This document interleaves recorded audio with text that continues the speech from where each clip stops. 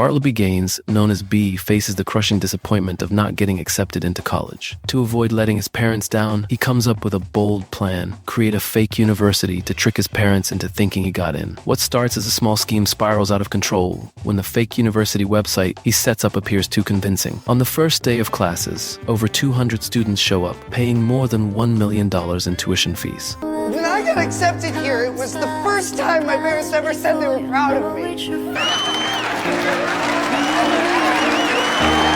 The raw emotion in the students' words resonates deeply with the entire group, and the room falls silent. Bartleby realizes how much South Harmon means to these students. He asks how many of them applied to other colleges. Every hand goes up. Then he asks, "How many of you got in?" All the hands drop. Understanding their pain, Bartleby decides to lean into the ruse. Instead of a confession, he delivers a rousing welcome speech. The campus of South Harmon Institute of Technology is an abandoned psychiatric hospital with no real classrooms or facilities. The students' tuition fees are paid promptly, giving Bartleby the funds to start building the school. He decides to investigate traditional education by sneaking into a neighboring school, Harmon College. Disguised as a transfer student, he convinces the dean to let him sit in on a class. Bartleby quickly notices that the lecture is dull and uninspiring. The professor drones on while the students appear lifeless and disengaged. This stirs memories of his own envy during high school graduation, when his classmates celebrated their college acceptances while he felt left behind. Meanwhile, Bartleby's crush, Monica, invites him to her house, raising his hopes for a romantic connection. However, she simply needs help with yard work. After agreeing to help, Bartleby watches as Monica leaves with her rich boyfriend, Hoyt. Realizing he may never win her attention, Bartleby grows more determined to prove himself. At home, Bartleby's younger sister advises him to give up and accept being ordinary, but Bartleby knows the truth. Going to college isn't just about education, it's about giving his parents a reason to be proud. After receiving yet another rejection letter, Bartleby is inspired to create his fake university, and now he's determined to turn the facade into something real. Returning to South Harmon, Bartleby surveys the students and decides to ditch traditional academics, focusing instead on their passions. He asks each student what they truly want to learn and writes their answers on a blackboard.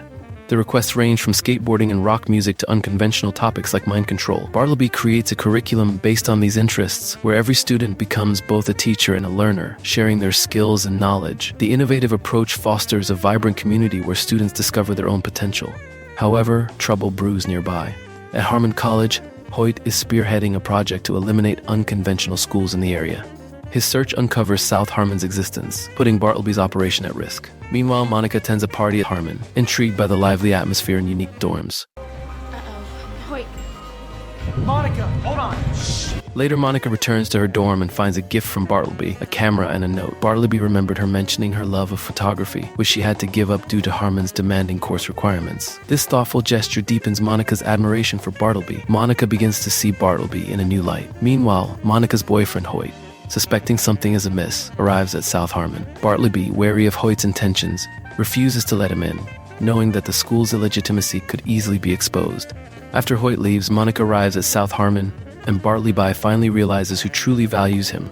Bartleby takes Monica on a tour of the campus, showing her the unique and student-designed courses. Monica is intrigued by the creativity. A few days later, South Harmon hosts a massive party, drawing a crowd of enthusiastic students. Bartleby is invited on stage to speak, and Monica unexpectedly shows up, captivated by the lively atmosphere and Bartleby's genuine passion. Meanwhile, Hoyt's party at Harmon College suffers a low turnout, as people flock to South Harmon instead. Furious, Hoyt learns about South Harmon's party from a flyer and decides to crash it. Monica follows Bartleby to the dorms, impressed by their customization and features like voice-activated lighting. So cheesy in the greatest way. Bartleby explains that each dorm reflects the unique interests of its occupants, some even designed as forest-themed parks. Just as they enjoy the moment, Hoyt arrives with a group of his friends, disrupting the peace. Bartleby steps forward with Monica to confront Hoyt, who loses his temper upon seeing Monica with Bartleby. However, realizing he is outnumbered by South Harmon students, Hoyt backs down, seething with frustration. Later that night, Hoyt's new girlfriend lures Schrader, Bartleby's friend, to a house under false pretenses. There, Schrader is ambushed by Hoyt, who beat him and force him to reveal the truth about South Harmon's fake status. The next day, Bartleby finds Schrader bruised and distraught. Learning about Schrader's confession, Bartleby realizes they're in serious trouble. Soon after, parents begin arriving at South Harmon in large numbers, including Bartleby's own. Initially unaware of the situation's gravity, Bartleby greets them warmly. However, Harmon's dean and Hoyt appear, exposing South Harmon's fraudulent nature to the assembled parents. They announce plans to pursue legal action against Bartleby. The revelation stuns everyone. Bartleby's parents are deeply disappointed, and Monica refuses to hear his explanations. South Harmon is shut down by the education board, leaving the campus abandoned and silent. Bartleby, devastated, returns to the empty grounds a month later, reflecting on the once vibrant community he built. As he wanders, he discovers a letter from the education board notifying him of a hearing in 3 days. Determined to fight for South Harmon, Bartleby rallies his friends and students. This time, it's not just for him, it's for everyone who found a sense of belonging at the school. Schrader, seeking redemption for his betrayal, reveals that he submitted an application for South Harmon's accreditation, giving them a slim chance of survival. With renewed hope, they devise a detailed plan for the hearing. On the day of the hearing, Bartleby and his team arrive. Your meeting room's been changed to the Grand Hall. Why the change? It's bigger.